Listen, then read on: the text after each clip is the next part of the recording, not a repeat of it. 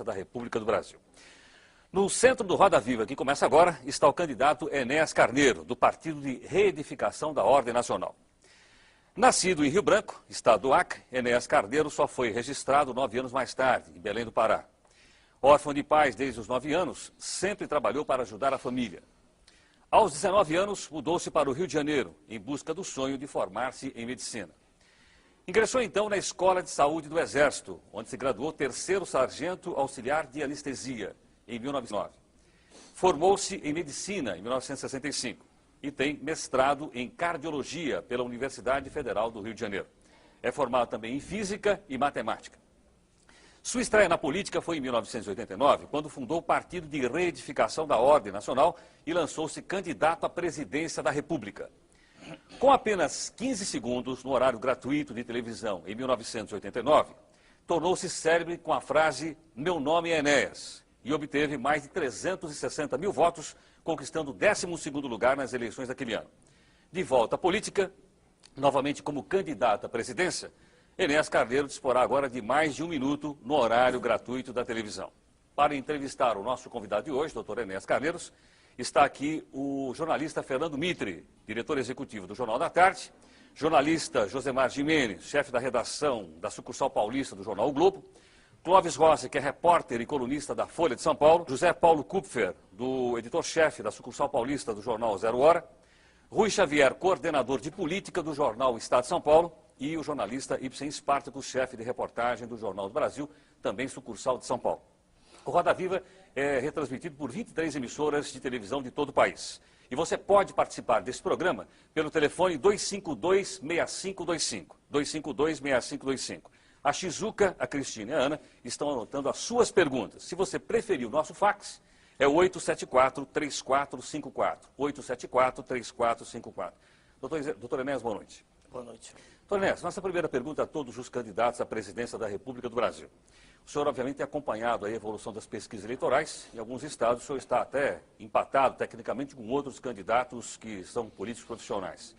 Em função disso, qual é a estratégia do senhor daqui para frente em busca de uma passagem para o segundo turno e para a eleição para a presidência da República do Brasil? Muito obrigado ao senhor e a todos os senhores pela presença e aos telespectadores. A única estratégia que eu me permito usar é falar através dos meios de comunicação.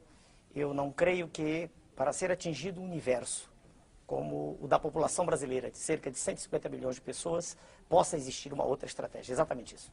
Doutor Enéas, o senhor vai continuar usando o bordão "Meu nome é Enéas", que eu acabei de ler aqui no perfil do senhor? Ainda não defini isso, uma vez que isso, para dizer essa expressão, que é o meu nome mesmo, eu levo cerca de 2 segundos. Eu, quando tinha 15 segundos, gastava 2. Se usar de novo, gastarei 2 dentro de 1 minuto, o que será um tempo bem menor do que o total. Doutor Enéas, o senhor só enfatiza muito... Desculpe. Perdão, Josemar, por Lá, favor. vira assim, né? Boa noite, doutor Enéas. Boa noite, senhor. Eu gostaria de saber do senhor o seguinte, é uma preocupação, talvez, de toda a sociedade brasileira. O senhor vem dizendo insistentemente que não precisa de deputado porque todos não gostam do senhor. Eu gostaria de saber o seguinte, num regime democrático, como é que o senhor pretende sem o apoio de deputados, sem o apoio do Poder Legislativo? Bom, há uma distorção aí. Eu não disse que os deputados, como um conjunto, não gostam de mim. Aliás, é preciso ficar bem claro isso, eu não tenho nada contra nenhum deles em particular. Eu me refiro sempre ao modelo carcomido, putrefato que aí está. Eu falo sempre de um sistema de troca de favores que faz, inclusive, com que candidatos à presidência da República de um partido aliem-se a um outro partido que tem toda uma tintura ideológica diametralmente oposta. É disso que eu falo, é isso que eu me refiro. Agora, no que concerne a apoio. Há pouco tempo atrás tivemos um presidente da República, Sua Excelência, o senhor Fernando Collor, que foi eleito por um partido inexpressivo, que nem tinha sido fundado por ele, ao contrário de nós, fizemos o PRONA com suor desde 89, e tomou medidas extremamente deletérias para a nação, não tinha maioria e o Congresso se curvou tranquilamente. Eu não vejo nenhuma dificuldade em governar, desde que as mensagens sejam claras, desde que por favor, só terminar, desde que o Congresso saiba exatamente o que vai ser feito e haverá uma correspondência biunívoca entre o que vai ser feito e o que está sendo dito, uma vez que é um programa a ser apresentado. Não creio que haja dificuldade, uma vez que os senhores congressistas querem o bem da nação. Fernando Mitre. Doutor Enéas, o senhor enfatiza muito a questão da disciplina, né? Sem dúvida. E a questão da autoridade também. Sem dúvida. O senhor é a favor até da inclusão de matérias nos cursos primários que dizem respeito o amor à pátria, a bandeira, a disciplina social, o respeito à autoridade, etc. O senhor, ideologicamente, se aproxima de algum modelo conhecido? Quer dizer, como é que o senhor se qualificaria hoje? Difícil, difícil. Eu posso dizer, falar de mim é difícil. Vamos falar do modelo do nosso partido. Aqui, né? Voltando para o senhor, que eu estou conversando com o senhor. O PRONA defende um Estado forte, técnico e intervencionista. Um Estado que se preocupe realmente com a não que seja propriedade de um grupo reduzido de políticos. Nós acreditamos que é perfeitamente possível resgatar essa dívida social gigantesca da nossa terra, desde que haja uma mensagem firme e que por trás da mensagem haja um lastro de preparo que faça com que o presidente da República não seja um títere, não seja um boneco levado de um lado para o outro, na dependência de quem está à sua direita ou à esquerda. O senhor quer um presidente da República mais poderoso do que o que sempre tivemos? Não, porque os nossos presidentes da República, por terem sido extremamente incultos em quase sua maioria, né? Quase a maioria, e por serem homens de personalidade extremamente frágil, têm sido levados para um lado e para o outro. Haja vista o que ocorre agora recentemente com Sua Excelência, o senhor Presidente da República, que cede a uma pressão quando, eu quero crer, o chefe da nação deveria agir de modo firme. Se ele é o chefe, ele deve ter firmeza. Um presidente deve presidir, senão não é presidente. Um presidente deve ser de fato e não só de direito. Nesse sentido, se o senhor me pergunta, eu sou um homem que gosta de ordem, de autoridade, de respeito. Se o senhor me disser assim, o senhor dialoga? Sim, dialogo sempre. Eu ouço, por exemplo, se os senhores disserem, o senhor tem 1 minuto, eu falo 1 minuto. Se os senhores disserem, eu obedeço às regras. E gosto que haja obediência à lei e à ordem. É assim que eu entendo uma nação civilizada. O regime militar que foi implantado no Brasil se aproximou desse modelo que o senhor defende? Não. Lamentavelmente, o regime militar esqueceu-se de uma coisa fundamental, que é a formação do cidadão, o investimento no homem. Segunda falha, o regime militar asfixiou a imprensa. E não existe no Brasil nenhum partido político, não é só o partido que eu criei e que está hoje, graças a Deus, representado em quase todo o Brasil. Não há nenhum partido político que possa ir a todos os rincões, que possa saber exatamente o que está se passando na intimidade do poder. Não há. Então a imprensa tem que ter liberdade para isso. E ela terá essa liberdade com a nossa chegada, sem dúvida, para fiscalizar aquilo que está sendo feito. Pois se aquilo que nós queremos fazer tem que ser para o bem da nação, a imprensa tem que ter. Isto é uma coisa. Outra coisa é a absoluta falta de responsabilidade com que a imprensa se comporta atualmente. Por exemplo, cito de modo claro, na capa de uma revista aparecem as 3 figuras magnas do país. Sua Excelência o Presidente da República, Sua Excelência o Presidente do Congresso, Sua Excelência o Presidente do Supremo Tribunal Federal, vestidos como pessoas do sexo feminino, numa dança. A revista se chama Revista Veja. Eu não entendo que lucro, que vantagem a nação tem com isso. Estou sendo sincero, com a mesma clareza com que falo sempre. Então, repare, chamam-me de autoritário. Eu digo, não, eu quero ordem, quero respeito, quero liberdade de expressão, mas quero responsabilidade também. E quero crer que não há nenhum pai de família que goste de, às 7 horas da noite, ligar um instrumento, um aparelho de televisão, e ver na tela expostas cenas de lascívia, de luxúria, de lubricidade, de sexo quase explícito, que deformam a personalidade e a formação dos seus filhos. Eu não acredito que haja nenhum chefe de família lúcido que goste disso. Essas teses são claras, eu estou repetindo como sempre fiz. Tá, vamos a mais uma pergunta. Apenas quero dizer, Clóvis, o seguinte, que o senhor Guilherme Grimaldi de Ipiranga já usou essa expressão autoritária que o senhor mesmo usou agora. Normal. Clóvis Rossi. Não sei, pelas entrevistas anteriores que eu li do senhor, se houver alguma distorção, o senhor me corrija, me dá mais a sensação de que o senhor é menos candidato à presidência da República e mais candidato ao Fujimori do Brasil, é isso mesmo? Não, nunca disse isso. Não tenho nenhuma admiração pelo senhor Fujimori, principalmente porque o modelo de natureza macroeconômica que foi utilizado lá repete os ecos da ventania neoliberal que assola o continente sul-americano. Não tenho nenhuma simpatia. Não vejo em que eu possa ser comparado ao senhor Fujimori. Nunca disse em nenhum programa deixar esta ou aquela instituição. Nunca disse isso. Em nenhum momento. Não vejo nenhuma razão para essa comparação. Doutor Enéas, eu queria saber, quando o senhor faz essas críticas aos meios de comunicação, por falta de responsabilidade, o senhor diz que, na eventualidade de ser presidente, usaria de mecanismos, quer dizer, eu queria entender... Mecanismos jurídicos. Que mecanismos são esses? Hoje a Constituição não prevê nenhum tipo de intervenção, a imprensa é livre no país e eu queria saber se o senhor batalharia para criar algum tipo de mecanismo de controle dos meios de comunicação. Vamos lá. Hoje mesmo eu estive com da TV Bandeirantes, eu conversei com o senhor presidente da organização, disse exatamente o que estou dizendo aqui. Eu digo as mesmas coisas sempre, com clareza meridiana. Com a clareza do líquor de quem não tem meningite. A mesma coisa sempre. Veja, senhor, existe um estatuto da criança e do adolescente, ao qual não há nenhuma obediência no país. Existem tentativas as mais escabrosas de tirar vantagem do menor. É uma indústria que aí está estabelecida. Tá? Então, é perfeitamente possível, usando a lei, tendo inteligência e vontade de ação firme, conversar com diretores dos meios de comunicação e mostrar a eles que é possível, ainda mais instantes da presidência da República, com o poder que a lei confere, e tendo um Congresso que naturalmente estará afinado. E eu lhe digo, por que estará afinado? Eu digo já. Imagine o senhor que, tendo 1 minuto no horário eleitoral gratuito, eu chegue a ser eleito. Imagine o senhor, apenas como exercício de raciocínio. Eu terei mostrado de forma inequívoca a toda a imprensa brasileira que tudo que é transmitido todos os dias não é o que a população quer. Em todas as páginas dos jornais, eles estão repletos de notícias dos candidatos da imprensa. Aqueles que a imprensa prestigia. E ela diz que tem experiência política. Como se experiência política fosse andar pelas ruas fazendo greves, gritando, ou fazendo comícios. Eu não vejo assim. Eu vejo, senhor, que experiência resulta de aprendizado, de conhecimento do assunto. Por isso eu estou esperando que nós comecemos a falar das questões magnas aqui já. Mas essa é uma questão que pode ser considerada um problema brasileiro. O senhor foi o primeiro a apontar. O problema da forma falta com que de os meios... respeito à criança que Exatamente. existe hoje. E esse não é um problema brasileiro? Eu já citei para o senhor o Estatuto da Criança e do Adolescente, e a outra questão também, a qual não se faz referência normalmente, que é o direito de concessão. O direito de concessão previsto na Carta Magna, ele existe porque Sua Excelência, o Presidente da República, assina esse direito.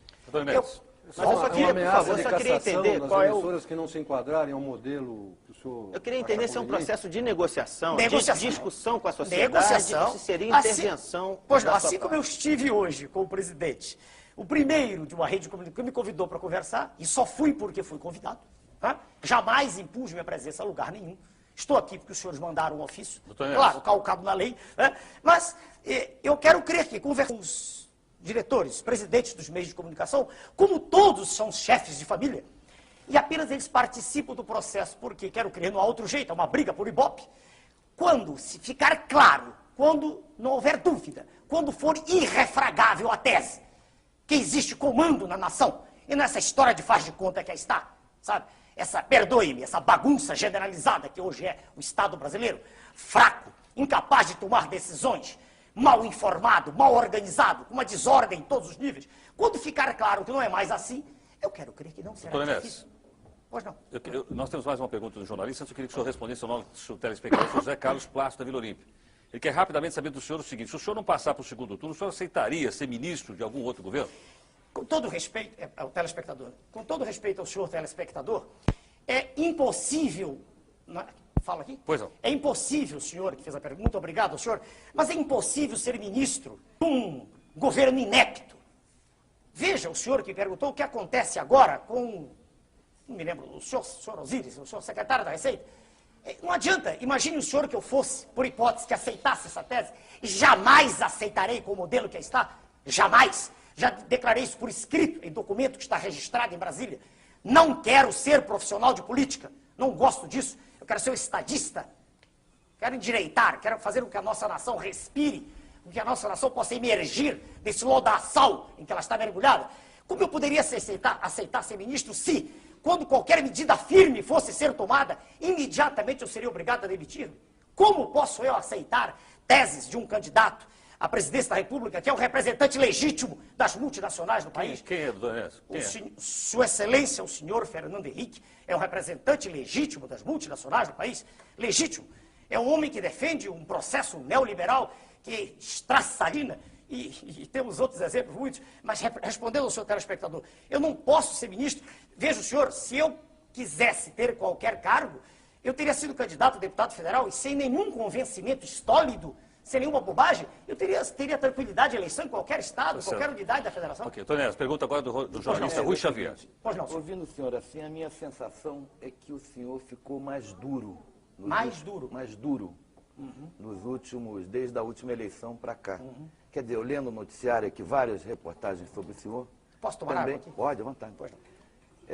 Também me dá essa impressão, e parece que passa essa impressão, que o senhor ficou uma pessoa mais dura, mas tem aqui até algumas reportagens que diz, tem um título aqui que eu não vou conseguir localizar aqui, que diz, chegou o neofascista, o novo neofascista. Então, minha pergunta para o senhor é o seguinte, o senhor mudou? O que houve com o senhor? Quer dizer, anteriormente só uma impressão mais simpática para... E agora está uma coisa mais dura, falando mais. Posso responder? Pode, claro.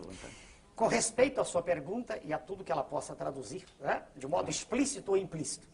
Veja o senhor, eu sempre falei durante os 15 segundos com o mesmo tom enérgico que eu falo agora. Isso é da minha personalidade.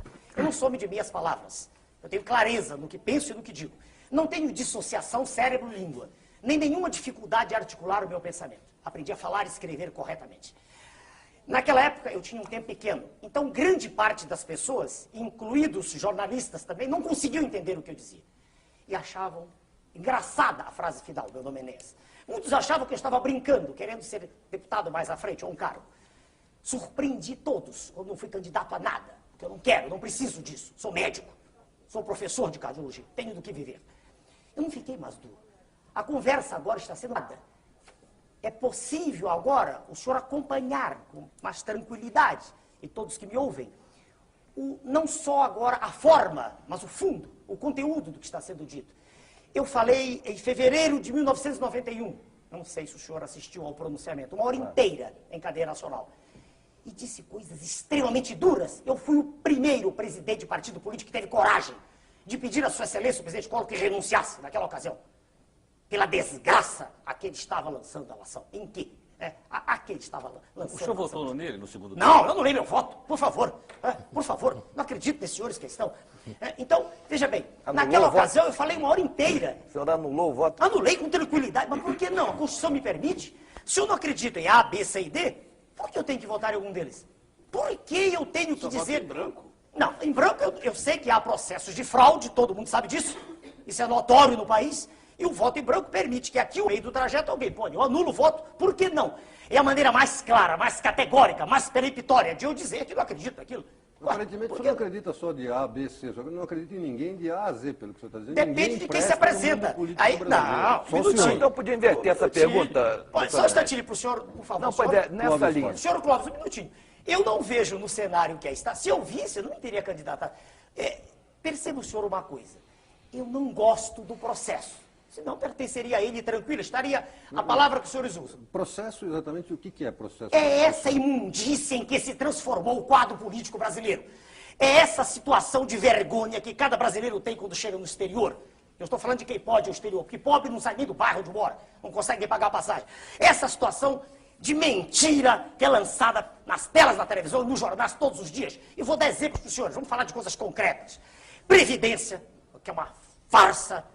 A maioria das coisas que são apresentadas, quando se diz que existem 2 para 1, isso é mentira. Misturam-se os homens da cidade com os homens do campo. A relação na cidade é quase 4 para 1. A relação no campo é meio para 1. Quando se junta isto tudo, e os senhores são jornalistas, sabem da verdade, cria-se o 2 para 1. Então há 2 indivíduos também, isso é mentira. O que ocorre é que arrecada-se muito pouco no campo. E como se arrecada muito pouco no campo, a cidade paga pelo campo. Então tem-se a impressão que a Previdência está falida. Ela tem, aliás, um saldo de $1 bilhão.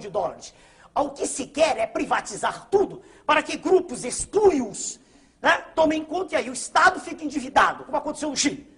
O Estado fica endividado e os grupos têm um grande negócio. Então, eu deixo de ser bem claro. E quando você disse o processo, eu quero dizer o seguinte, eu não gosto dessa maneira como um candidato a presidente da República se curva. Para ser eleito, ele se curva. Ele não acredita na força dele. E ele faz composições, ele procura um vice, ele procura um... Para quê? Para que ele tenha, eu não faço isso. Eu sou exatamente o mesmo. Meu candidato a vice-presidente é o Almirante. Almirante Roberto Gomes Silva. Homem que não vai me trazer voto, é nada disso. Apenas ele foi um homem que, no governo Figueiredo, lutou pela nacionalização. Lutou contra a desnacionalização das nossas jazidas. Ele lutou contra esse processo de sangria, né, do qual nós somos vítimas, exportando minério in natura. Ele lutou contra isso. Deixa eu lhe fazer uma pergunta. Pois não. Do que o senhor gosta nesse processo todo? O senhor já falou de muita coisa que o senhor não gosta. Por isso eu entrei. Tudo bem, mas deve ter alguma coisinha, que o senhor não vai destruir tudo para montar tudo sozinho. Não, mas eu acabei de falar para o senhor, me perguntou, não sei o nome dos senhores, sobre o Congresso, e eu disse que eu não acredito. Deixa eu me definir bem. Vamos falar do Congresso. 503, né? 503. 503. Eu nunca disse, veja o senhor, que o indivíduo A ou B é um partido. Eu nunca disse isso. O que eu vejo é o seguinte, existe um modo de comportamento que se tornou a regra do processo. Esse modo de hipocrisia. O cidadão não tem coragem de dizer a verdade. Ele tem medo de perder voto aqui, perder voto acolá, ele faz aliança. O senhor inclui aqui, os deputados do PRONA também, doutor Enéas? Se acontece com eles, olha, eu não sei lhe responder. Eu tenho um deputado no PRONA federal, dona Regina Gordini. E foi o único deputado que veio para o PRONA. E se o senhor disser que ela fez aliança, eu quero crer que não. Tá? Eu quero crer que até hoje ela tem sido de uma lealdade extrema e, muito embora facilmente pudesse estar em outro partido, agora mesmo disseram que ela tem 2% das intenções de voto, saiu no Jornal do Rio de Janeiro, ela se manteve leal a mim. Sem ela, eu não teria entrado com uma ação de inconstitucionalidade, e o senhor conhece, pela Constituição, eu só poderia entrar com essa ação se tivesse um representante. Então, quando o senhor falou agora em aliança, eu quero crer que ela não fez nenhuma aliança. Não vi, não tenho nenhuma informação. Nessa linha de raciocínio, eu queria que o senhor ouvisse primeiro a pergunta do jornalista José Paulo Cuco. Volta. O senhor ou o senhor? Eu. O senhor? Esse meu nome é Zé Paulo. Sim, senhor, Zé. O senhor disse que quer um Estado intervencionista. Forte, deixa eu amarrar bem. Forte, técnico intervencionista. A frase não é minha, é do professor Alain Touraine, professor de Sociologia da França. Autoritário também, professor? Peraí. Continua com o senhor ou respondo para ele? Como quiser. Aí ele- Se a palavra autoritário quer dizer que exista autoridade, que ela se faça respeitada, se é este o sinônimo dentro do universo semântico seu. Se é isso que o senhor quer dizer, é. Bom, então vamos lá. O senhor quer um Estado desse jeito. Isso. O senhor já meteu aí a lenha no neoliberalismo. Sem dúvida. Aqui no seu material a gente lê que o seu modelo de político é o Fidel Castro. Não disse isso. Não disse isso. Um minutinho só. Perguntaram-me quem eu admirava no exterior. Eu disse pela personalidade forte, pela coragem de enfrentar o monstro. Peraí, mas eu não disse, eu não sou socialista, deixo bem claro, eu defendo a livre iniciativa, eu defendo a economia de mercado, então eu não tenho como modelo o senhor Fidel Castro. Eu não disse isso nunca. Um defensor de uma economia De mercado. não liberal, o que é? Poderia dar essa Ele me perguntou... Posso muito- complementar? à Como é que vontade. pode combinar a defesa da economia de mercado com um Estado Forte, intervencionista? perfeito, eu digo agora. Intervencionista. Perfeito, Forte com e clareza. técnico, tudo bem. Com clareza, para o senhor, para todos. Veja bem, primeiro que o que está diante de nós é toda uma encenação, é toda uma farsa. Vamos devagar. Primeiro que o Estado intervém sempre. Vamos ver, agora mesmo, quando foi decretado o Plano Real, esse plano, o último plano, miraculoso, que se estenderá quase certamente até as vésperas dele, quase, né? Ninguém pode afirmar, o processo é muito mutável. Mas quando ele foi decretado, Sua Excelência o Presidente da República recebeu a sua assessoria econômica e lhe apresentaram a taxa de juros com a qual o mercado iria se comportar, ditada pelo governo. O senhor acompanhou. 8,13 ou 31, foi arredondado para 8,13. Agora, hoje ou ontem, um senhor saiu no Globo ontem, 21. Por esses dias agora, saiu no Globo. Que é impossível continuar com isso. O serviço da dívida pública, o serviço dela, está em torno de 4 bilhões de dólares mensais. Diz o professor Dércio Garcia Munhoz, que não é do PRONA, não é do nosso partido, que não quer dizer nada. Não quer dizer nada. É uma pessoa porque eu tenho profundo respeito.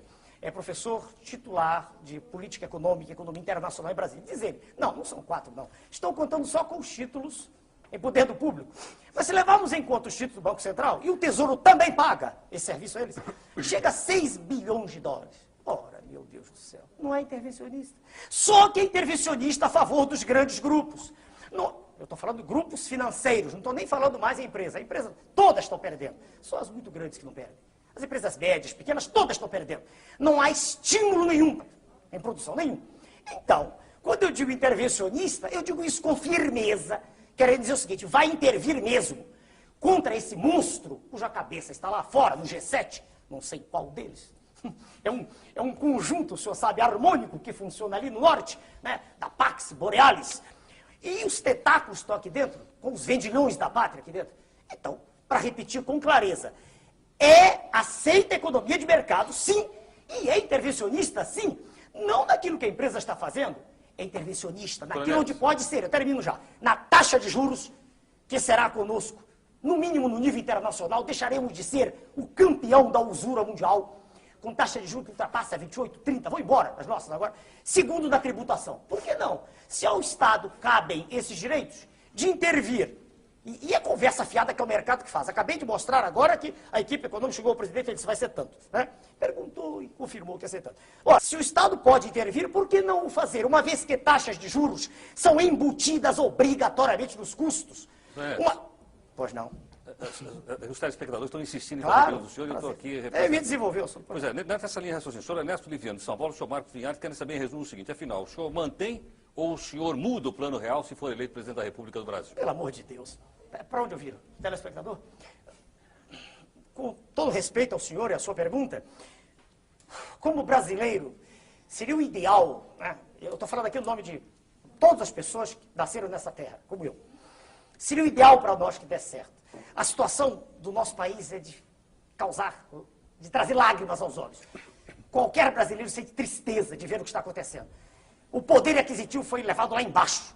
Qualquer pessoa com o mínimo de lucidez intelectual percebe que o poder aquisitivo caiu fragorosamente desde a primeira etapa do RV, até a última etapa. Quer dizer, claro que como brasileiro eu gostaria que isso desse certo, mas é impossível dar certo. Primeiro que é impossível dar certo... Doutor Ernesto, desculpe, mas que evidência o senhor tem que o poder aquisitivo caiu da URV? As notas, o desafio é feito assim como eu fiz o desafio sobre voto, quando perguntaram sobre quanto eu tenho de voto, eu convidei um senhor jornalista, o senhor Marcelo, do Jornal do Brasil, e disse, o senhor quer ir à rua comigo? O senhor quer escolher a esquina? Como é que o senhor explica, então, que nas pesquisas mais de 70% dos entrevistados apoiam o plano? E até entre os eleitores dos maiores adversários do Fernando Henrique? Fui eu quem mudou o fio. Eu estava falando de mim. Assim como eu tenho a prova hoje de que não é exatamente a realidade, os dois, três não são exatamente a realidade, há um pouco mais, né, isso que apresentam. Assim também eu tenho certeza, o indivíduo apoia porque ele está iludido. Ele olha para a moeda, ele vê uma moeda pequenininha, que não valia nada a pouco, e ele sente, puxa, meu dinheiro está valendo. O senhor mesmo disse, não valia nada a pouco, agora vale. Exato, mas é verdade. Então isso é positivo em si?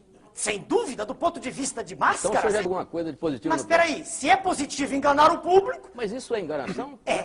O senhor acabou de descrever que o povo agora tem uma moeda não, que vale. A moedinha na mão escute, eu não disse a moeda no sentido do termo macroeconômico, por favor. Eu sei. A moedinha vale. Espera aí. Antes não valia. Não valia nada. Porque... Então melhorou. Espere. Mas é falso porque o que é mais importante não é aquele valor dela, nela, íncito a ela, próprio dela. É o poder de troca, é o poder aquisitivo. E ele não existe. Mas isso se mantém.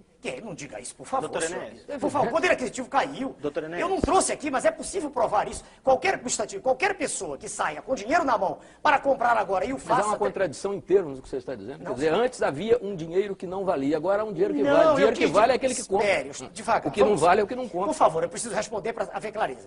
Uma moeda, aquela moeda de metal, aquilo que é simbólico, antigamente, ela não existia porque estava tudo fragmentado. Hoje, esse centavo, ele vai de... se o real é 2 vale mais de meio dólar. Exato. Mas o que essa moeda pode comprar é menos do que os 2,750 podiam. Isso é que eu quero dizer. Entenda-me. A moeda em si, ela vale 2.750, digamos R$1, 2.750. Só que ela compra muito menos do que os 2.750 compravam. Mas, doutor Enéas, o senhor acha então que a população é tola o suficiente para... A população como é natural em todo e qualquer grupamento humano, ela se deixa levar por um processo colossal de anestesia. É natural isso. Só que isso passa. Essa anestesia, um minutinho. Essa anestesia ocorre em todos esses movimentos. É natural isso. Essa anestesia ocorre todas as vezes que os meios de comunicação, de modo maciço, apresentam uma ideia. Isso é natural. A dona Maria Helena Prenhorato, nossa telespectadora, quer saber quem é o ministro da Economia do senhor. Quem é que o senhor vai nomear para o Ministério da Economia? Ora, isso... Respeita a senhora. Na área econômica, hoje, eu tenho duas pessoas que me ajudam muito. Um é um membro do partido, do PRONA. É um professor da Escola de Guerra, Dr. Marcos Coimbra, titular de análise quantitativa da Universidade Estadual do Rio de Janeiro. Estou me dirigindo para a tela, né?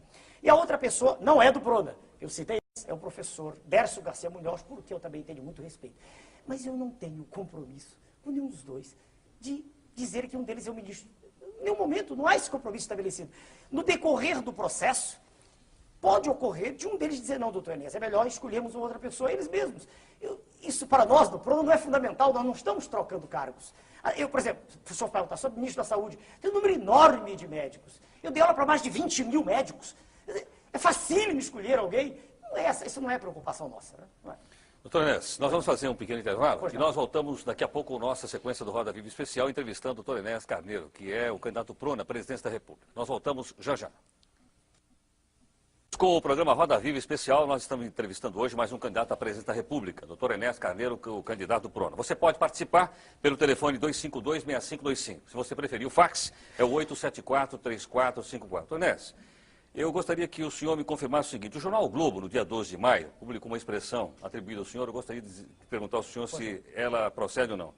Ele diz o seguinte: o senhor teria dito que a classe política brasileira é representada pela escória da sociedade. O senhor disse isso? Disse com os mesmos termos. Então, eu quero respeitosamente perguntar ao senhor o seguinte: isso? Não, por isso não quis ser candidato a nada.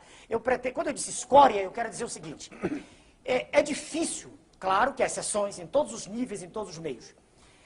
Mas é difícil o senhor encontrar no cenário político um cientista. Um homem que tenha dedicado sua vida à ciência. Geralmente ele sente repugnância pelo processo. E por que ele sente esse sentimento específico? Porque se criou toda uma imagem, que é a imagem das ruas, não é a imagem da imprensa, é a imagem nas ruas, de uma aversão pelo político. O político geralmente é vaiado. O político geralmente é alguém para quem se olha assim, cheio de vida fácil. E quando a gente acompanha todo o processo, a gente vê que, na maioria das vezes, na esmagadora maioria das vezes, o sujeito se aproximou para tirar vantagem. Ele se aproximou porque ele fracassou na vida profissional. Ele não é um indivíduo que tenha tido uma carreira com brilho naquilo que faz. Doutor Enéas, desculpe, nós temos aí concorrendo o maior líder da história do Brasil, que é o Lula, e um brilhante atual de nível internacional, que é o Fernando Henrique. Muito bem. O senhor me obriga a caracterizar de modo pessoal, que eu não gosto de fazer, mas quando o senhor diz líder, perdoe-me, se o Partido dos Trabalhadores tem uma estrutura de pensamento tão forte, por que na sua linha de frente, para o cargo máximo da nação, ele apresenta uma pessoa, não tem nada em particular com esse senhor, mas que é uma pessoa sem preparo? Como sem preparo? O por preparo favor. Só se adquire na academia? Exatamente. Chegaremos lá. O conceito de preparo Isso não faz se limita sentido. ao sábio. Não, preparo. Eu nunca disse que era sábio, senhor. Não digo isso. Eu sou um estudioso de ciência. Veja bem, quando eu digo sem preparo, vamos ser claros, todos nós. Existe uma mística que é criada no sentido de proteger o cidadão A, cidadão B. Por favor, o que é preparo? Preparo adquire-se de modo formal nas escolas. Eu não consigo aceitar, eu me sinto muito, um minutinho, hein? Senão, deixa eu terminar a expressão, claro, o senhor tem todo o direito de claro, redarguir. claro. Se as escolas não servem para nada, para que elas foram criadas? Não, quem disse que não serve? Só um minutinho. Então, se o curso primário, o antigo... As escolas brasileiras hoje servem muito pouco. Bem, eu não fiz a escola atual, senhor. Eu fiz há 50 anos atrás. Sim, mas o senhor concorda que hoje elas servem muito pouco, né? Elas servem pouco, mas é melhor a escola do que a não escola. Permita-me só terminar o pensamento aqui.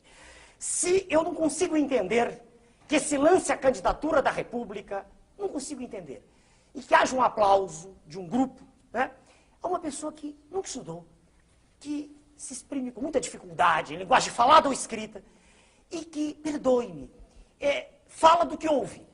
Eu não conheço nesse senhor, né, candidato do PT, nada que nesse período todo de 79 me tenha impressionado no que concerne alguma análise profunda de questões sérias. Eu nunca vi isso. Eu não sei como uma pessoa que nunca educou ninguém pode falar de educação, eu não entendo. Agora, se o senhor diz que eu estou ofendendo, eu não estou ofendendo, fazendo um diagnóstico. Você está mostrando um preconceito absurdo. Não é preconceito. Veja o senhor, para dirigir um avião, exige-se um curso de treinamento. Não há nenhuma dúvida. Para dirigir uma escola, exige que a pessoa tenha o diploma. Para ser presidente da República, não se exige nada. Exige que seja um cidadão como é que o que presidente tenha legitimidade no seu poder, que tenha o apoio da sociedade. E desde que esse apoio seja manifesto, não dessa forma que é. Como dessa Metade da população se diz insatisfeita, 56% são as estatísticas. Agora, o senhor expõe em todos os programas, nas primeiras páginas de jornais, todos os dias, desde 1979, as mesmas pessoas. Os senhores E tem as suas razões para isso, os senhores têm todo o direito de ter seus candidatos. Não, é natural. Por favor. É natural. Em Por favor. 89, não é essa a questão. É, sim, senhor. Não Porque sou como minutinho. meus candidatos, nossos candidatos. Em não é 19... isso. Não, os senhores me chamaram porque a lei assim o exige hoje. Em 1989, eu era a mesma pessoa. Tão preso hoje. Os mesmos diplomas que tem hoje. Nunca houve um órgão de comunicação, nunca não. O senhor Jô Soares me chamou, me deu essa oportunidade. Mas ninguém se interessava, era uma pilhéria. Eu era um motivo de jocosidade, era uma figura para os senhores histriônica. Estou falando em geral. Pode até haver no conjunto dos senhores alguém que admita, que aprecia o que eu digo. Agora, então, se há o preconceito, não é meu. O que é que deveria fazer a imprensa quando vê um médico que trabalhou a vida inteira, que ensinou a vida inteira, que formou jovens, que nunca chegou atrasado ao seu curso, que deu exemplo de cidadania formando pessoas, que se dedicou sempre ao trabalho e não fazendo greves, estudando e trabalhando? Por que a imprensa não foi perguntar para mim o que eu pensava em 89? Por que, um minutinho, porque só 5 anos depois, quando eu provei de modo categórico que não queria pertencer ao sistema, por que só 5 anos depois a imprensa se interessou? Dê-me uma razão. Eu dizia as mesmas coisas. Qual é a vantagem que tem o cidadão que educou, formou, etc. E tal, de um operário comum, não estou me referindo ao aluno, um operário que educou os seus filhos, que ensinou os seus filhos, que trabalhou a vida inteira e que fez greve também, que é constitucional, perfeitamente constitucional. O seu viés autoritário transforma a greve num pecado mortal. Está na Constituição. A greve é um direito inalienável do trabalhador. Eu nunca disse o contrário, está no manifesto do meu partido. Isto é uma coisa. Outra coisa é viver disso. É fazer disso profissão de fé. Outra coisa é não ter feito nada além disso na vida, como, aliás, o jornal do senhor escreve sobre mim, não sei quem, não me lembro, porque eu não gravo o nome dos senhores, que diz que a biografia do senhor candidato PT é melhor que a minha. Mostre-me o currículo do candidato PT. Mostre-me o que ele fez ao longo da vida. Por favor, o senhor eu estou obrigado a dizer. Pois não. O senhor está sugerindo que, para a presidência da República, da República, façamos como se fazia até, de certo modo, na Grécia, um concurso de livros docentes? Olha, um concurso seria algo extremamente mais legítimo do que isso que aí está. A lei eleitoral foi feita assim agora, dizem que é muito boa. Ela que é anterior, mas ela foi feita assim, veja o senhor. Ela dá a um candidato 7 minutos de exposição, apesar de estar todos os dias nos jornais. Dá outros 5, 6. Eu terei 1 minuto para expor. Eu lhe garanto uma coisa, e digo para o senhor e para todos que ouvem. Exprimindo-me durante 13 minutos, não haveria segundo turno. Eu vou dizer por quê. Porque, espera aí, se o senhor conversar com o homem da rua, o que ele quer ouvir é exatamente o que eu estou dizendo. Não tenha dúvida.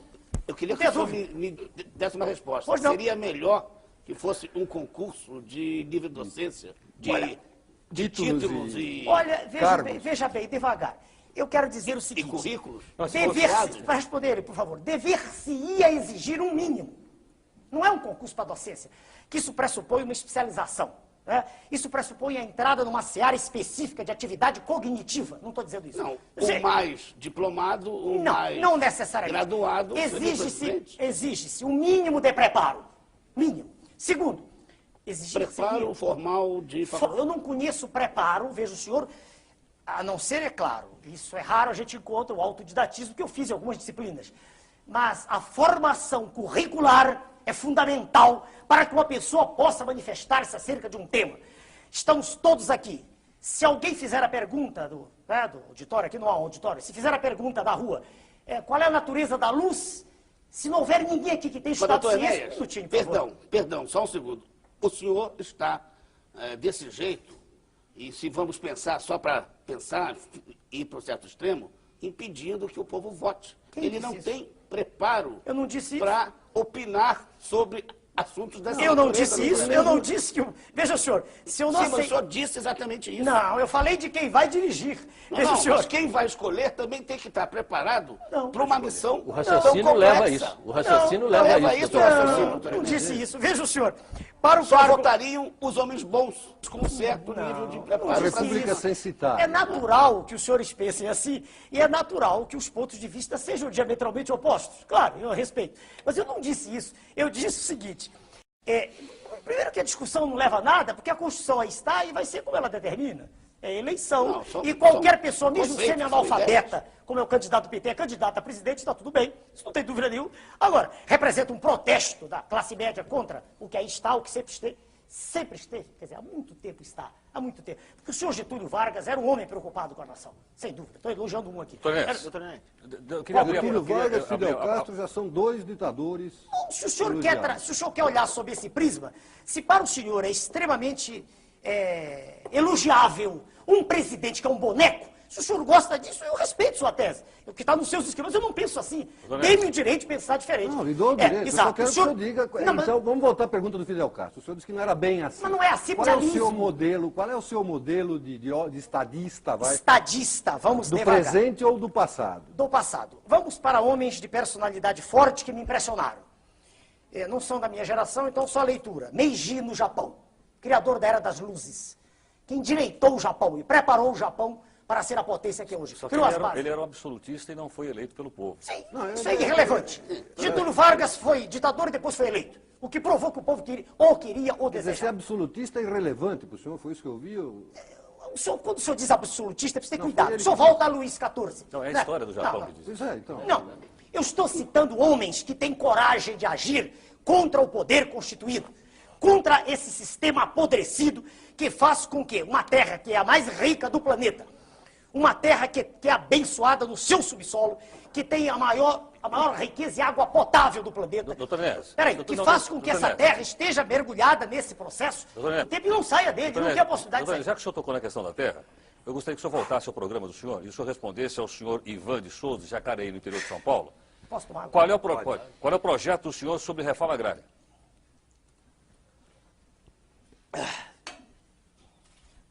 Desculpe, tomando água. É que um calor aqui, os telespectadores não sabem, é terrível. Veja bem, vamos primeiro mudar de novo a expressão. A expressão reforma agrária, ela já tem um contexto hoje, dentro do universo semântico de toda a população, que me cria um mal-estar até examiná-la. Eu prefiro responder ao senhor assim, de modo também sintético. É fundamental que seja feita uma reordenação do processo agrícola. Vou lhe dizer rapidamente os pontos que já estão estabelecidos, que muitos ainda há a estabelecer. Alguns, do nosso ponto de vista. É preciso que haja crédito rural mesmo, e não de faz de conta. Ou seja, é preciso que se privilegie o pequeno produtor, que se privilegie também o médio produtor, que se volte a fazer, como no passado se fazia, um investimento maciço no campo. Nós temos sol o ano inteiro, e poderíamos ter 2 ou 3 safras por ano. É uma questão de investimento. É preciso que exista todo um sistema de apoio ao homem do campo, que hoje é alijado praticamente de todas as vantagens que tem o homem da cidade. É preciso que haja uma preocupação de toda a nação, e essa preocupação, a nosso ver, só existirá, no nosso caso, em nós deixarmos de ser corredor de exportação, que se exportem os excedentes e que se mitigue a fome. Doutor Enéas, talvez o senhor tenha esquecido de uma coisa talvez que seja importante. Terra para esse homem que o senhor está dando crédito, está dando assistência técnica, etc. O senhor daria terra para o homem sem terra? Existe toda uma faixa de terras que pode ser ocupada, no momento, sem nenhuma desapropriação. Essa questão é extremamente séria e eu não me permito, sem ter o acesso à informação precisa, fazer uma afirmativa que seja uma aleivosia. Os senhores, como jornalistas, sabem que as informações que nos chegam são distorcidas. Quando eu falei ainda agora para os senhores de Banco Central, eu sei o que estou dizendo. Quando eu falei de PMF, não cheguei a falar, porque eu cortei no momento. Quando se procura ler nos jornais, a gente não encontra a informação. Qual foi a receita do IPMF? Que foi apresentado como sendo solução há pouco tempo. Ele era 0,25%, não é? 0,025. Não, 0,25. É um quarto de um. Não é 0,25. Se o senhor multiplicar 0,25 por 16, 80, o senhor vai ter 4, que é a ideia do professor Marco Sintra, criador do Imposto Único. Se o senhor multiplicar isso por 12, o senhor vai ter a receita do ano, uma projeção. Foi em abril, a receita foi de, você dá uma fração de que eu não me recordo, 150 bilhões de dólares. No total vai dar 64 bilhões de dólares. Veja como recursos aparecem rapidamente, um minutinho. Mas ninguém sabia, isso foi feito assim rápido. 150 milhões de dólares, com certeza. Sim, retirado da população? Sim, tudo bem. Não, eu estou dando um exemplo. Não estou entendendo a conta. Não, eu estou... Onde é que o senhor chegou a 156 bilhões de dólares? Não, 150 milhões. 0,25% de tudo. Milhões. Neste ano dá 7 milhões. Não, eu tenho dados oficiais. 150 milhões, se o senhor multiplicar isso por 16, o senhor tem os 4% previstos pelo professor Marco Sintra. 2 para quem emite, 2 para quem recebe. Para terminar a análise. Isso vai dar no ano, pode fazer as contas, vai dar 64 bilhões de dólares. Certo? 64, com certeza, por favor. Pois não, Ibsen. Doutor Enéas, por favor. Eu quero chegar ao seguinte, essa informação não chega à população. Assim também, veja bem, eu não tive... Doutor Enéas, o número é sério, 64 bilhões de dólares, é 3 vezes a arrecadação da União no ano, doutor Enéas. Se o senhor me permitir, se nós fizermos um intervalo, eu faço as contas e lhe mostro. Eu vou repetir. 150 milhões vezes 16 Por que vezes 16, 12... doutor Enéas? Porque a alíquota é 0,25 e a proposta do professor Marcos Sintra é 4%, meu Deus. É 2% para quem emite, Mas 2%. que tem o Marcos Sintra com isso? Porque ele é o criador da ideia do imposto único. Mas não que foi o imposto dele que foi... Ah, mas foi uma aplicado? distorção. Esse IPMF é um faz de conta do imposto único. Que é isso? Como não foi? O IPMF foi uma percepção primeira da realidade para que depois se aplicasse o imposto único. Doutor Enéas, Eu só terminando agora a tese. Eu não tenho, e meu grupo ainda não teve acesso às informações reais. A gente pede uma informação, ela é distorcida, ela é guardada, ela é escamoteada. O orçamento, qual é o orçamento da União? Não foi votado até hoje. Estamos na metade do ano. As excelências, os senhores congressistas. Então eu não tenho ainda para lhe dizer a informação precisa da questão da terra. Essa é a resposta minha. Pode dizer. Bom, Doutor, só eu para queria dizer, saber do Ibsen, por senhor- favor, que o senhor acabou de responder, doutor Enéas, a pergunta do nosso telespectador, o senhor Agostinho Ferreira Filho de Moema. Pois não, Ibsen. Doutor Enéas, Ah, pois não. eu gostaria de saber se o senhor acha necessária uma reforma na Constituição e se o senhor a faria dentro do Palácio do Planalto ou a negociaria com o Congresso. Olha, a Constituição tem muitas coisas. Tudo que se apregou aí para mudar da Constituição, para mim não faz o menor sentido. A maioria das coisas. Por exemplo, minério, subsolo. Não vejo razão nenhuma para isso. Pelo contrário, as empresas ditas nacionais são apenas a vidraça de grupos poderosos multinacionais que estão por trás. Então, não vejo. Para mim, são lobbies gigantescos para desnacionalizar cada vez mais o Brasil. Não é? Bom, segundo, monopólio. O nosso partido é totalmente favorável ao monopólio do petróleo, das telecomunicações e seria também do aço. Só que o aço não adianta mais, já venderam. Agora, se o senhor perguntar por que, eu também respondo. Quem detém petróleo, detém energia. Quem tem energia, tem progresso. Tem progresso, tem desenvolvimento, tem investimento, tem produção, tem emprego. Ora, abrir o monopólio, quer dizer, desfazê-lo, o senhor dirá, não, mas são empresas nacionais. Não necessariamente. Pode ocorrer o mesmo que ocorreu com mineradoras. Grupos poderosos alienígenas estarão aqui daqui a pouco. Doutor Enéas, estou recebendo uma informação aqui. Apenas o senhor levantou uma questão, essa questão da pessoa ser culta ou não. Eu sou Francisco Magalhães, de Goiânia. Em Goiás, pergunto ao senhor o seguinte. O que é que o senhor faria com o atual primeiro-ministro da Inglaterra, o senhor John Major, que só tem o 2º grau? Mas o 2º grau pressupõe um nível médio de escolaridade. Não adianta O que eu faria com ele? Veja bem, todas as vezes que eu ouvi o senhor John Major Marx, eu não vi em cultura. Eu não vi nele um nível de instrução tão abaixo da média, como quer o senhor telespectador dizer. Perdoe-me, o senhor não faria nada. É um homem que, quando se... Doutor Enéas, Agora, só eu. Eu disse, agora só um instantinho, para barrar, que deveria ser exigido, quer dizer, o mínimo, só isso. Tá, o senhor disse o que o senhor não adotaria numa revisão constitucional. Ah, não, sim. Mas o que o senhor faria e se o senhor negociaria isso com o Congresso? Veja bem. O presidente eleito, ele dispõe hoje de um instrumento jurídico que é válido, é legítimo, né? Que é a medida provisória. Que é usada, há poucos dias perguntaram no Jornal do Brasil, o senhor usaria? Claro. A medida provisória permite ao presidente da República uma ação rápida. Então, a medida provisória ela é usada no sentido de vencer uma questão emergencial. Aliás, no Brasil, nós vivemos em permanentes questões emergenciais. Tudo é uma... O Brasil não vive em regime de urgência, vive em emergência. Né? A gente poderia falar 2 campeonatos mundiais. O Brasil é campeão do mundo em doença de Chagas, tripanossomose americana, é campeão do mundo em esquistossomose mansônica, campeão em doença de Chagas. O senhor Carlos Chagas falava nisso no início do século. Bastaria acabar as casas de pau a pique e nada se fez durante 60 anos. Quer dizer, então, eu tenho a impressão, de novo, que os senhores congressistas serão, já disse e repito, extremamente simpáticos à tese de reedificar a ordem nacional, uma vez que eles são legítimos representantes do povo. Doutor Enéas, Parece que a maior parte dos congressistas tem curso superior, não tem? Não sei lhe responder. doutor Enéas, O que o senhor acha que precisa para o Congresso? Uma vontade.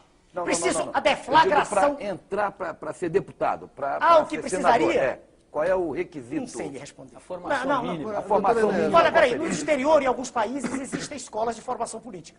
Aqui também, aqui também tem. Peraí, por favor, vamos devagar. O senhor vai me dizer que os congressistas que aí estão fizeram escola de... Não disse isso. Ah, perdão. Eu disse que tem escola de formação política. Se os congressistas fizeram... Ah, sei, tudo bem. Não, então é porque... Eu só queria entender o seguinte, ao longo do programa o senhor chamou os políticos de escória... Não, eles pertencem à escória. Pertence, tá bom. Pelas atitudes que vêm a público. Tá bom. Eu não os conheço pessoalmente. Eu só queria terminar a pergunta. Pois não. Desculpe, Bom, aliás. políticos, o senhor já esculhambou à vontade. A imprensa dedica-se à luxúria e a fazer a pregação do que o senhor acha que são os candidatos dela à imprensa. Mas Os eu técnicos acho- do governo... Espera um pouquinho, só terminar a pergunta. Os técnicos do governo só negam informações, o senhor não consegue... esconde, mistifica, etc. Tal. As pessoas sem o mínimo de educação formal, que no Brasil são a maioria, não deveriam, enfim, ter acesso a qualquer cargo político, público. Além do senhor, quem mais presta no país, doutor Enéas? Mas que maneira inteligente do senhor me lançar contra a população. Veja bem, uma maneira extremamente inteligente, que um caracteriza o que eu vejo nos seus escritos, quando vez por outra leio, aliás, escritos interessantes no seu jornal.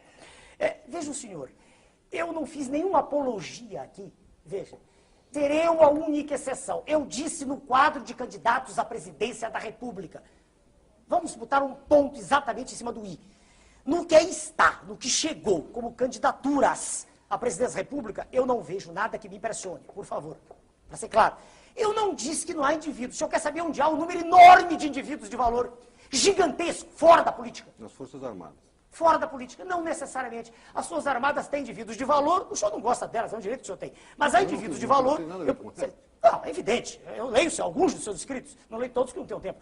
Mas veja bem, há uma reação natural dos senhores, porque os militares se caracterizam por uma coisa chamada ordem, disciplina, respeito, coisas de que eu gosto também. Agora, Mas nós não. Nós queremos a desordem. olha, os senhores, perdão, de novo, os senhores, Pelo amor de Deus, a imprensa, ela se caracteriza e ela vive, digamos, ela se nutre do escândalo, perdoe. Médicos, colegas meus, em trabalhos extraordinários no Brasil. Isso não é notícia. Notícia é o estuprador de menores. Ele vai para a página da revista Veja, vai para a capa da revista Veja. Por que você está falando tanto da revista Veja? Eu citei 2 vezes, é o órgão de maior poder de penetração, né? Ué, não é o órgão. O dia desse, um senhor dele ligou para mim que fazia entrevista. Eu falei, não, eu faço entrevista com os senhores com gravador, com qualquer órgão. Por quê? Porque eu não acredito, os senhores distorcem dessa matéria que o senhor tem na mão, há coisas que eu não disse aí. Quando ele me perguntou, eu disse, é verdade, eu disse. Não tem por que mentir. Mas há coisas, e o senhor vai dizer assim, reaja, para daqui a 6 meses vira retratação, quando tudo já acabou, que Doutor adianta Enéas, só mudando um pouquinho de Pode mudar. assunto um pouco aí, o senhor tem dito sobre o homossexualismo Quer coisas bem perguntar? incisivas. Eu gostaria, Serei o senhor disse que é um vício, uma perversão. O senhor, como médico, sabe muito bem o tratamento que a Organização Mundial de Saúde dá ao tema. bonito. Agora, a pergunta é o seguinte, o homossexual vai ser discriminado no seu governo? E o que o senhor pensa do tema? Perfeito. A pergunta é clara e vamos respondê-la da mesma maneira que temos feito. Vira para o senhor, né? Bem devagar. O homossexual, sem dúvida, pertence a um grupo, veja o senhor, que se generalizasse, representaria a extinção da espécie. 2 homossexuais... Isso o senhor fala com base em estudos do senhor? Meu Deus, os dois homossexuais têm espermatozoides, não têm óvulos. É impossível ver reprodução, por favor. Isso é curso primário, não é ginásio, não é universidade. Por favor. Por favor. Tudo bem, não. tudo bem. É óbvio, né, doutor Enéas? Não, mas ele está perguntando. Não, tudo bem, tudo bem. Eu me equivoquei na pergunta. Ah, o senhor é que fez a pergunta, não fui eu. Tá, tudo bem. Por favor. Doutor Enéas, perdão, mas com o avanço da ciência... Não, e senhor, da não. talvez Não há fosse avanço possível. de ciência, um Não sei, minutinho. mas talvez Para o fosse senhor e possível. para os telespectadores que não são obrigados a ter estudado medicina. Quando a gente nasce, nós temos cromossomos. Por mais que se façam operações, intervenções cirúrgicas, que se extirpe a genitália externa de um homem, que nasceu homem, que se fabrique um órgão genital feminino, um silicone, por mais que se criem artificialmente, que se faça a depilação, cada cromossomo é uma unidade que está dentro do núcleo. Doutor Enéas, Não, por eu favor, preciso não, mas eu tenho que explicar, responder. doutor Preciso Enéas, explicar isso. Todo eu mundo quero sabe que Não, homem todo com mundo homem não sabe. dá filho, mulher com mulher não dá filho. Eu gostaria de saber a discriminação e o que o senhor pensa do Cientificamente, tema. qualquer um sabe. A resposta sobre o tratamento do homossexual é importante. A lição de... Ela é importante do seu ponto de vista. Mas a pergunta dele, nem todos os ouvintes pensam exatamente o que eu estou dizendo. Tem gente que pode até pensar que o homossexual, ele disse, a ciência faz avanços. Alguém disse aqui no programa. Alguém disse, mudar a base genética, que eu saiba, transformar XX em XY em XX, eu não conheço isso. Tá, mas agora vai com relação ao Tudo bem, tratamento que o senhor dá. tratamento, vamos lá, o tratamento. O homossexual é um ser humano, como qualquer outro. Ser humano. que merece respeito, merece educação, merece escola, quer dizer, educação, merece hospital, merece tudo. Agora, uma coisa é ele existir como ser humano. Vou falar bem devagar, distorções. Outra coisa é ele ser apresentado como exemplo de comportamento sexual. Veja bem, ele pode ser exemplo como artista, um escultor, um pintor, agora, ele não pode. Está errado quem disser isso, porque a sociedade, veja, senhor, é feita para se reproduzir. Não estou nem usando textos bíblicos, estou falando de ciência. A maior de todos os impulsos que existem no planeta é o da preservação da espécie. É maior até o que da preservação do próprio indivíduo. Então, o homossexualismo, veja, senhor, ele não pode ser apresentado como uma terceira via, como um caminho natural. Não. O homossexualismo é, veja, senhor, um desvio. De que natureza é? Há muita discussão. Muita discussão. Quando o senhor citou a Organização Mundial de Saúde, eu conheço o que o senhor está dizendo. Há muita discussão. Não há consenso. Mas uma coisa é clara. Ser homossexual não é um exemplo do ponto de vista de atividade. Vai ser discriminado no seu governo? Vai exatamente isso que eu estou dizendo aqui, antes, durante e depois. Vai ser tratado com todos os direitos a que um ser humano tem direito. Mas não, por exemplo, homossexuais casarem-se. Isso é um absurdo. O nosso partido não aceita. Escute, os senhores todos têm todo o direito de pensar contrariamente a mim, mas eu tenho posições definidas. Não estou procurando votos. Eu estou dizendo exatamente o que o nosso partido pensa. A ligação, o casamento, aceito, como está ocorrendo de quando em quando, como você pregou. Todo o seu partido pensa desse jeito? Bom, o senhor está autorizado a interrogar, não as pessoas que gritam meu nome é Mestre, mas os líderes, os nossos presidentes regionais. O senhor virá essa resposta. Qual é o tamanho do seu partido hoje? Não sei. Eu lhe digo, eu convidei o senhor Marcel, aí a rua... Bom, vamos também aqui amarrar uma coisa. Se partido grande representasse alguma coisa, o líder do PMDB, ao sair à rua, seria ovacionado. E pelo que me contam, eu não vi. Houve um atrito violento entre ele e o senhor, se não me engano, aqui. Inclusive uma falta, se não me engano, de comportamento. Não sei bem o que foi, eu não vi. Contaram-me. Né? E ele, o senhor vê, as pesquisas estão. No ABCD eu tenho mais votos que ele. Então, partido político no Brasil é uma estrutura hoje extremamente comprometida. Justamente por causa dos acordos espúrios.